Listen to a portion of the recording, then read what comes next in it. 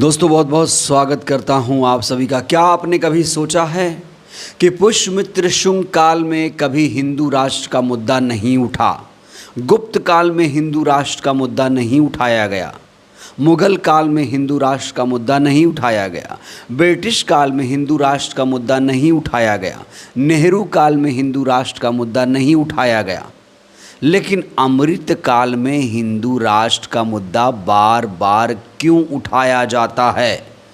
जब कोई मुस्लिम राष्ट्र की मांग करता है, इस्लामी राष्ट्र की मांग करता है तो उसे सज़ा मिल जाती है, सिख राष्ट्र की मांग करता है उसे सख्त सज़ा मिल जाती है, तो फिर हिंदू राष्ट्र मांगने वालों के खिलाफ आखिर कार्रवाई क्यों नहीं हो रही है? दोस्तों, इस समय एक वीडियो, ताज़ा वीडियो सोशल मीडिया पर तेज़ी से वायरल है, जहां पर टीवी मीडिया की जो चाटुकार एंकर है चित्रा त्रिपाठी, जो कल तक अनिरुद्ध आचार्य के खिलाफ मोर्चा खोले हुई थी, वही आज बागेश्वर धाम के धीरेन्द्र शास्त्री का इंटरव्यू कर रही है, पाखंडी बाबा को प्रमोट कर रही है। पाखंडी बाबा इसके शो में हिंदू राष्ट्र की डिमांड करता है और फिर चित्रा भी चटकारे ले लेकर हिंदू राष्ट्र का समर्थन करते हुए नजर आती है। तो दोस्तों चलिए बिना देर के हम आपको ये वीडियो दिखाते हैं, जिससे मुद्दा आपको आसानी से समझ में आए। देखिए जरा। हिंदू राष्ट्र बन गया तो क्या बदल जाएगा हमारे देश? हिंदू राष्ट्र बदलेगा तो गाय, मुसलमानों के लिए हिंदू राष्ट्र में जगह है या फिर नहीं? पूरी जगह है। कायदे में रहेंगे तो फायदे में रहेंगे, बेझिझक रहेंगे। जब आप लोगों को कायदा सिखाएंगे तो ये धमकी देना नहीं हो गया? बिल्कुल भी नहीं, धमकी देना नहीं। बच्चों को समझाना धमकी देना थोड़ी होता है। बच्चे हैं, बिल्कुल भी नहीं, हमारे नहीं, पर अपने पिता के वाले, उनके अब्बा के तो होंगी। हाँ, तो अपने बच्चों को समझाना कोई बुरी बात, अपनों को समझाना कोई बुरी, वो भी हमारे अपने हैं। इतनी बड़ी आबादी है 25 करोड़ की उनकी, आपको लग रहा है कि इतना आसान रहेगा हिंदू राष्ट्र बनाना? वाह, जब पाकिस्तान का टुकड़ा हम लोग अलग कर सकते हैं, इतने बड़े भारत से, अखंड भारत से खंड कर सकते हैं, तो ये कोई बड़ी बात थोड़ी है। वो भी तो समर्पण कर सकते हैं। हम लोगों ने कितना बड़ा दिल दिखाया 1947 में, 1947 में। आप विचार तो कीजिए। आपको लग रहा है कि हिंदू राष्ट्र बन जाएगा? बन रहा है, तैयारी बहुत क्या अच्छी है। प्रयास कर रहे हैं, उसके लिए क्या तैयारी है? अब नए सिरे से बाबा बागेश्वर कैसे आगे बढ़ रहे हैं? हम कोई नए सिरे से नहीं, वही पुरानी पद्धतियां हैं। वही गांव गांव गली गली में पदयात्रा के द्वारा, हिंदू जागरण के द्वारा अब एक नया हमने उपाय किया है, जो पूरे गांव में बहुत अद्भुत क्रांतिमय कार्य कर रहा है। साधु संतों का कमंडल और बागेश्वर धाम का सुंदरकांड मंडल, गांव गांव गली गली में अभियान चलाया जा रहा है। सुना आपने, खुद की जेबें भरने वाला पाखंडी बाबा किस तरीके से हिंदू राष्ट्र की मांग कर रहा है। हिंदू राष्ट्र की मांग करना अपने आप में संविधान के खिलाफ एक कदम है। बाबा साहेब का जो संविधान है साफ तौर से कह रहा कि हमारा देश धर्मनिरपेक्ष राष्ट्र है, हमारे देश का कोई भी धर्म नहीं है। फिर भी ये पाखंडी बाबा लगातार हिंदू राष्ट्र की डिमांड कर रहा है। और यहाँ चित्रा त्रिपाठी ज़रा भी टोका टोकी नहीं कर रही है। वो कह रही है कि कैसे बनाओगे, अरे यहाँ तो 20 करोड़ मुसलमान भी रहते हैं, उनको कैसे ठीक करोगे? तो फिर ये बाबा उनको धमकी देने लगता है। चित्रा त्रिपाठी ऐसे इंटरव्यू ले रही है जैसे कि ये पाखंडी बाबा कोई प्रधानमंत्री हो। हालांकि ये जो पाखंडी बाबा है, कहा जाता है ये प्रधानमंत्री का छोटा भाई है, प्रधानमंत्री का भी इसे आशीर्वाद मिला हुआ है। और बहुत सारे लोग ये कह रहे हैं कि ऐसे बाबाओं को ये असाइनमेंट दिया गया है कि आप लोग जाइए, इस तरह का एक माहौल बनाइए और हम हिंदू राष्ट्र की तरफ बढ़ रहे हैं। ये कहा जा रहा है, एक हिडन प्रोपेगेंडा चल रहा है। इसीलिए ये जो बाबा है, पाखंडी बाबा, बेखौफ होकर इस तरीके की बातें कर रहा है। नहीं तो दोस्तों, किस में इतनी हिम्मत है? आप बताइए ना। कोई खालिस्तान की मांग कर दे, कोई मुस्लिम राष्ट्र की मांग कर दे, उसे तुरंत सज़ा मिल जाएगी। तो फिर इस पाखंडी बाबा को जेल क्यों नहीं हो रही है? इस पाखंडी बाबा के खिलाफ कार्रवाई क्यों नहीं हो रही है? और चित्रा त्रिपाठी ने इस बाबा को टोका भी नहीं कि बाबा ये जो बात आप कर रहे हो ये गलत है, हमारे देश में संविधान लागू है। ये जो जातिवादी मनुवादी चित्रा है, इसने आखिर पाखंडी बाबा को टोका क्यों नहीं कि तुम्हारी हिम्मत कैसे हुई?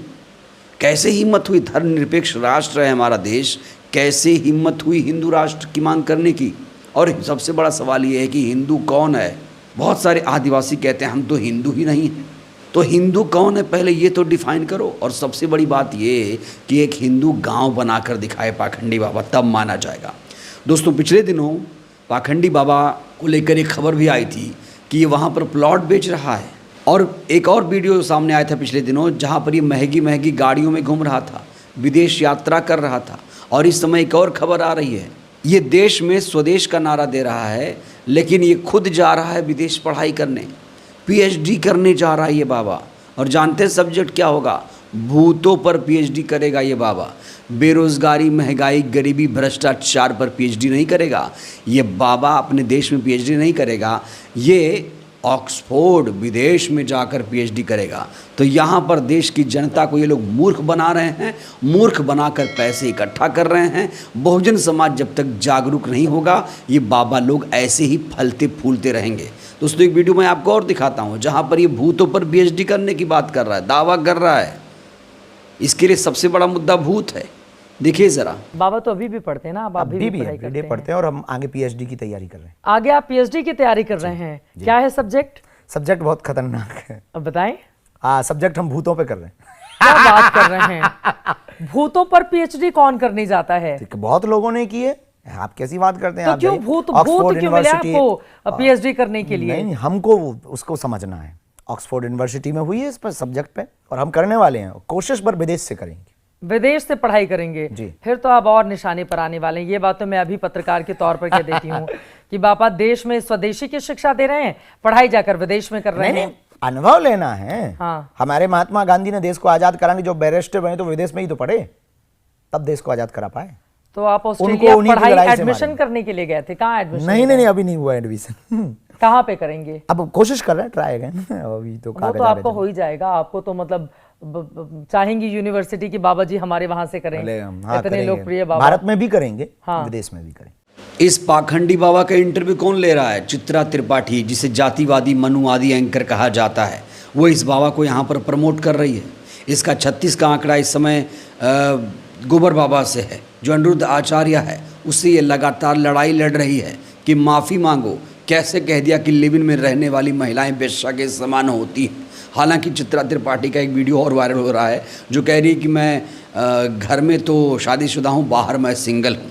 और इस वीडियो में देखिए किस तरीके से बाबा नैन मटक्के कर रहा है। इस वीडियो में देखा आपने, गौर से देखा आपने किस तरीके से गोदी एंकर से ये बाबा यहाँ पर बातें कर रहा, आपने गौर किया? और यहाँ पर चित्रा अनिरुद्ध आचार्य के खिलाफ मोर्चा खोले हुई है और कह रही बदजुबानी का ग्रहण कब मिटेगा, इस तरह के लगातार एक शो कर रही है। और इसे अब कहा जा रहा है कि ये पूरी तरीके से भाजपाई एंकर बन चुकी है। एक तस्वीर चित्रा की और वायरल हो रही है जहाँ पर ये सूत्रों के हवाले से प्रोपेगेंडा चलाती हुई नज़र आ रही है। यहाँ पर आप देखिए लिखा है चित्रा त्रिपाठी का आगामी बिहार विधानसभा चुनाव बंटवारा एनडीए गठबंधन में कैसे होगा, इन्हें नेता समझो, एंकर नहीं। गोदी मीडिया भी एक ज्ञानी सहयोगी मोदी एंड कंपनी की तरह है। ये देख लीजिए आप, यहाँ पर एनडीए में सीट बंटवारे का फॉर्मूला ये लोग बता रहे हैं सूत्रों के हवाले से। खुद ही ये खबर दोस्तों ये लोग चला रहे हैं, कह रहे हैं कि एनडीए जो है जेडीयू 102 सीटों पर लड़ेगी, बीजेपी 101 सीटों पर लड़ेगी और एलजेपी 20 सीटों पर लड़ेगी, हम 10 सीटों पर लड़ेगी, आरएलएम 10 सीटों पर लड़ेगी। तो इन लोगों ने खुद ही स्क्रिप्ट लिख दी है कि ऐसा होगा।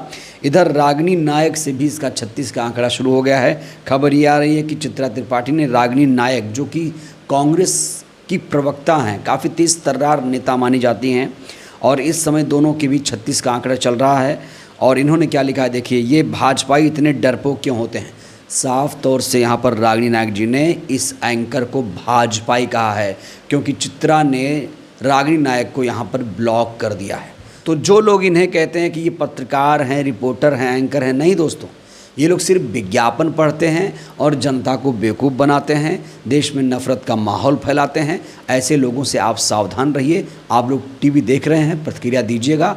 और जो पाखंडी बाबा हिंदू राष्ट्र की डिमांड कर रहा है, पाखंडी बाबा क्या हिंदू राष्ट्र बना पाएगा? और क्या ऐसे बाबाओं के खिलाफ सख्त कार्रवाई नहीं होनी चाहिए? जब खालिस्तान की राष्ट्र की मांग करने पर जेल हो जाती है, मुस्लिम राष्ट्र मांगने पर जेल हो जाती है, तो फिर हिंदू राष्ट्र मांगने पर कार्रवाई क्यों नहीं होती है? दोस्तों प्रतिक्रिया ज़रूर दीजिएगा। बहुत बहुत धन्यवाद।